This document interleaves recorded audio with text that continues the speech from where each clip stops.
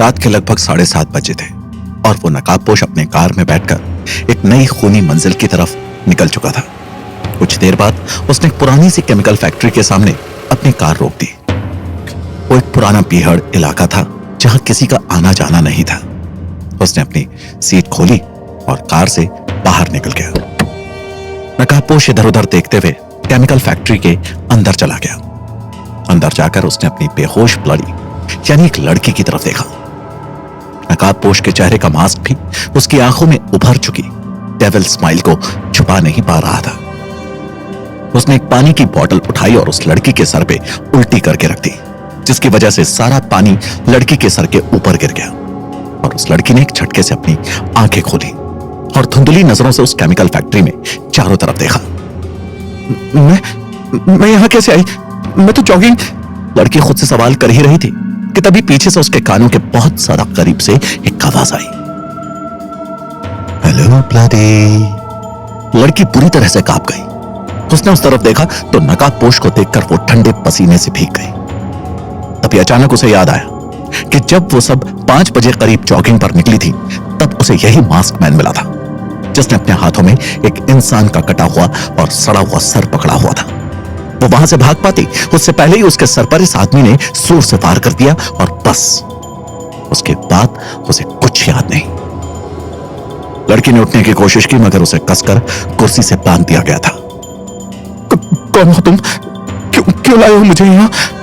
नकाबपोश ने उस लड़की के जबड़े कसकर पकड़े और उसका चेहरा ऊपर की तरफ किया। तुम मुझे नहीं जानती? हां, नहीं जानती। पूरा शहर मुझसे दूर भाग रहा है, डर से कांप रहा है। और तुम मुझे नहीं जानती।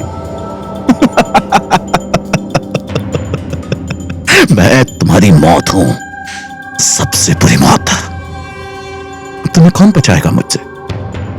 बोलो बोलो ना। तुम वो खूनी? नकाबपोश लड़की की बात पूरी होने से पहले चिल्लाया, बस बहुत बोल लिया तुमने। मुझे तुम्हारे सवाल नहीं सुनने, मुझे तुम्हारी चीखें सुननी है, तुम्हारी डरावनी चीखें। और उन चीखों में मौजूद डर मेरी वजह से होना चाहिए, मेरी वजह से। ये कहकर उस नकाबपोश ने लड़की के बाल खींचकर मुट्ठियों में भींचा और जेब से एक चाकू निकालकर उस लड़की की रस्सियां खोल दी और उसे जमीन में धक्का दे दिया। प्लीज मुझे जाने दो मुझे। मैं दूर चली जाऊंगी यहां से। किसी को नहीं बताऊंगी कि तुम सुबह क्या कर रहे थे। और तुम्हें क्यों लगता है कि मैं तुम पर भरोसा करूंगा? बोलो, तुम्हें क्या बेवकूफ लगता हूं मैं? तुम पर भरोसा करने से बेहतर है कि मैं तुम्हारा मुंह हमेशा हमेशा के लिए बंद कर दूं, बाकी सबकी तरह। ये कहकर नकाबपोश ने उस लड़की का सर जमीन में पटका, जिससे वो लड़की कुछ पल के लिए अपने होश खो बैठी। और इसी का फायदा उठाकर नकाबपोश ने एक मोटा कीला और हथौड़ा निकालकर 2 ही वार में लड़की की हथेली को जमीन से लगाकर ठोक दिया, जिस वजह से लड़की बिलख कर चिल्ला पड़ी। नकाबपोश ने उसकी चीखों पर बिल्कुल ध्यान न देते हुए उसकी दूसरी हथेली भी वैसे ही मोटे कीले की मदद से जमीन में ठोक दी। ये सिर्फ शुरुआत थी, असली खेल, असली दर्द तो अब शुरू होगा। मुझे मत मारो प्लीज, मुझे मत मारो प्लीज। नकाबपोश उठा और वहां पर एक ड्रिल मशीन लेकर आ गया। उसने उस लड़की की तरफ देखकर ड्रिल मशीन स्टार्ट की। ड्रिल मशीन की आवाज पर से ही लड़की कांप उठी। नकाबपोश ड्रिल मशीन लड़की की तरफ बढ़ाने लगा। कुछ देर तक वो ड्रिल मशीन की मदद से लड़की के शरीर में घाव देने लगा। लड़की अब तक चीख चीख कर पागल हो चुकी थी। उस लड़की का दर्द के कारण सांस लेना भी मुश्किल हो गया था, मगर उस नकाबपोश के दिए हुए घाव उसे ना होश में रहने दे रहे थे, ना ही होश खोने दे रहे थे। नकाबपोश ने अपनी जेब से एक एसिड की बोतल निकाली और उस लड़की के घाव पर एसिड डालने लगा।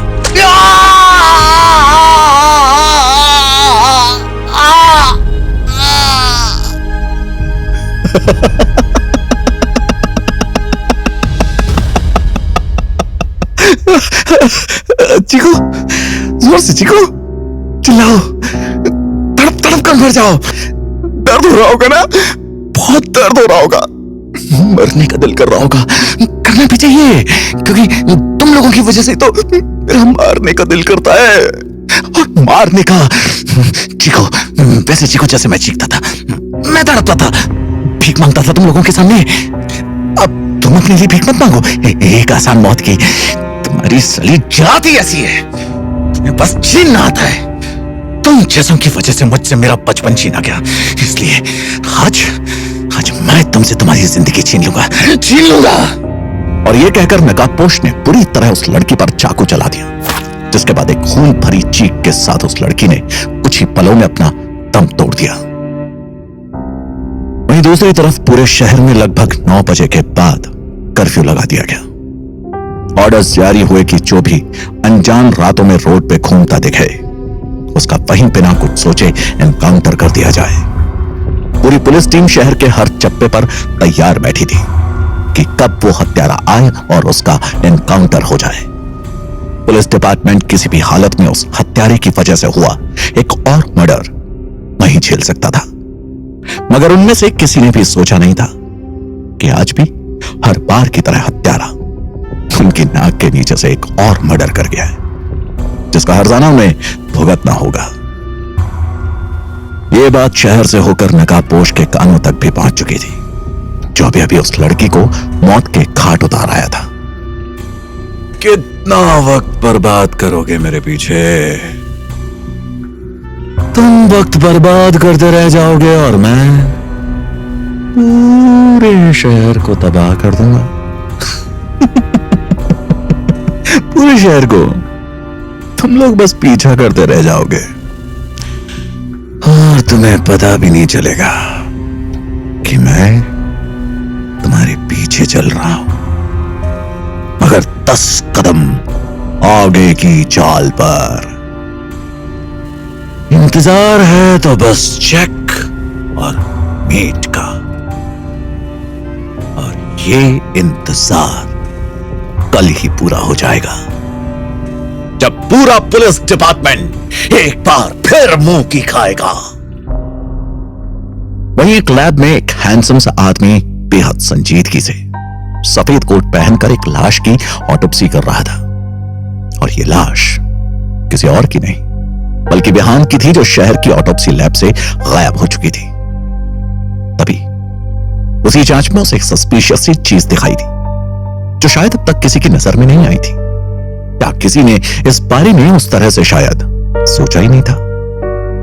उस आदमी ने उस चीज को अपनी आंखों के सामने करके कहा, बच के कहां जाओगे? जहां जाओगे मुझे अपने पीछे पाओगे। कानून की नजर से बचा जा सकता है, मगर एजेंट एस से नहीं। ब्लडी टेडी प्रिपेयर, क्योंकि मैं तुम तक पहुंच कर रहूंगा, और ऐसा शायद जल्द ही होने वाला है।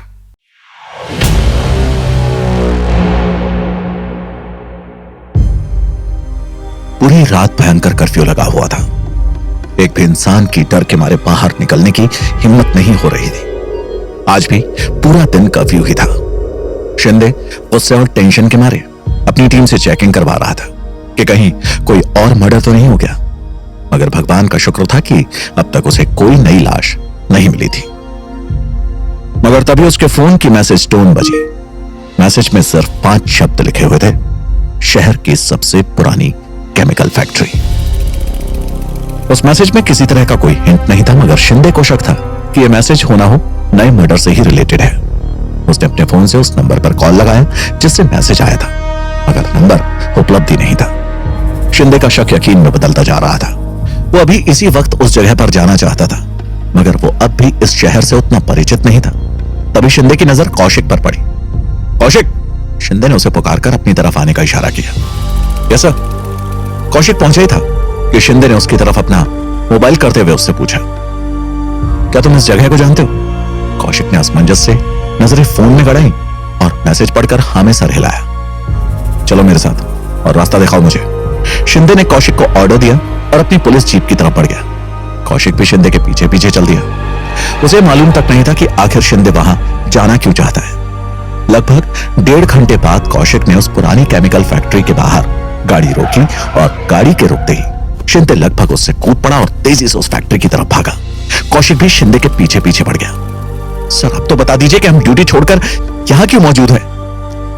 मुझे नहीं पता, बस जो मैं सोच रहा हूं वो किसी भी हालत में सच ना हो। शिंदे ये कहकर फैक्ट्री के गेट के सामने खड़ा हुआ और उसने अंदर की तरफ धक्का देना चाहा, मगर गेट नहीं खुला। सर, यहां ताला लगा हुआ है, मुझे नहीं लगता आप जो ढूंढने आए वो आपको यहां मिलने वाला है। कौशिक की बात सुनकर शिंदे ने लौटने का मन बना लिया, मगर जैसे ही वो जाने के लिए पलटा, उसे न जाने क्या हुआ और वो पलटकर कौशिक से बोला, यहां तक आ गए हैं तो तलाशी पूरी लेकर ही जाएंगे। कौशिक हैरानी से बोला, मतलब सर? तोड़िए ताला। मगर सर, ताले में सील लगी हुई है, मैं कैसे? तुमने सुना नहीं मैंने क्या कहा? तोड़ दो ये ताला। कौशिक शिंदे को गुस्से में देखकर जल्दी से गन निकालकर वो ताला तोड़ने लगा। शिंदे ने गेट को ढकेलते हुए खोला और अंदर बढ़ गया। अंदर घुसते ही वो हैरान रह गया। उसकी आंखों के सामने किसी के पैर लटक रहे थे। उसके चेहरे पर ठंडा पसीना छा गया। उसने जैसे तैसे खुद को संभाला और ऊपर की तरफ देखा। उसने पाया कि एक बिना सर का शरीर लटका हुआ है, जिसके हाथ ऊपर रस्सी से बंधे हैं। सर, ये तो... कौशिक आगे कुछ कहता उससे पहले ही शिंदे ने उसे दरवाजे के बाहर धक्का दे दिया और कौशिक को कुछ समझ आता उससे पहले ही शिंदे भी बाहर आकर दरवाजा लगाने लगा। सर, ये आप क्या कर रहे हैं? पुलिस डिपार्टमेंट की इज्जत बचा रहा हूं और हम दोनों की नौकरी भी। मगर सर, आप गलत कर रहे हैं, मैं मजबूर हूं और अगर तुम भी कोई परेशानी नहीं चाहते हो तो अपनी आंखें बंद ही रखो।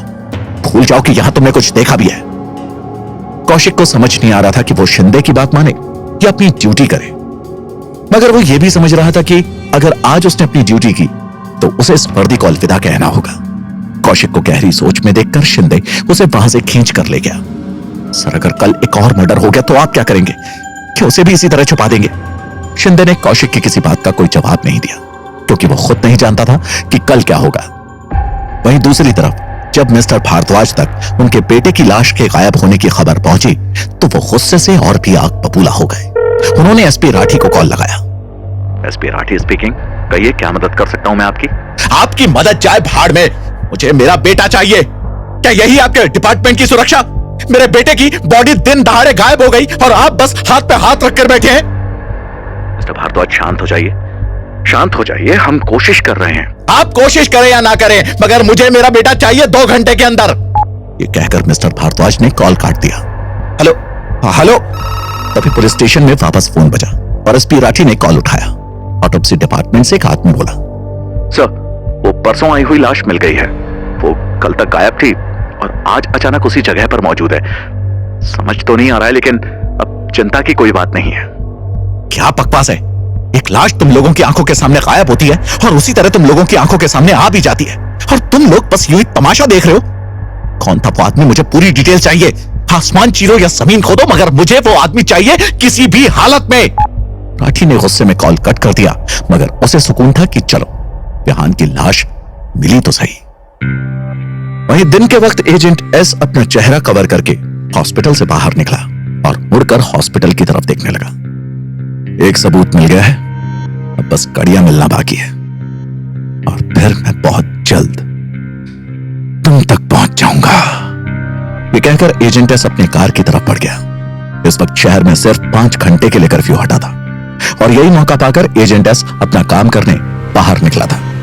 अपनी कार उसने तेजी से आगे की तरफ बढ़ाई और एक सुनसान जगह पर पहुंचा। उस पूरे सुनसान इलाके में बस एक ही दुकान थी। एजेंट एस ने कार के डैशबोर्ड से एक पाउच निकाला और बाहर निकालकर उस दुकान की तरफ बढ़ गया। दुकान वाला 32 के आसपास की उम्र का आदमी था। मुझे एक ऐसा केमिकल चाहिए जो बॉडी को पूरी तरह सड़ा दे। ये क्या बकवास है? ऐसा कोई केमिकल नहीं होता है और अगर होता भी होगा तो मैं अपने पास नहीं रखता। एजेंट एस ने वो पाउच उसके आगे किया और बोला, देखो, मैं कोई अनजान नहीं हूं, मुझे मेरे जानने वाले ने यहां भेजा है। पिछली बार वो ये पाउडर लेकर गया था यहां से, यही उसे वापस चाहिए। वो खुद नहीं आ सका इसलिए उसने मुझे यहां भेजा है। आदमी ने उस पैकेट में बंद थोड़े से पाउडर के पार्टिकल्स को देखा और उसके चेहरे के भाव अचानक से बदल गए। वो समझ गया था कि ये पाउडर यूज हो चुका है। आदमी थोड़ा गुस्से में बोला, मैंने कहा ना यहां ऐसा कुछ नहीं है।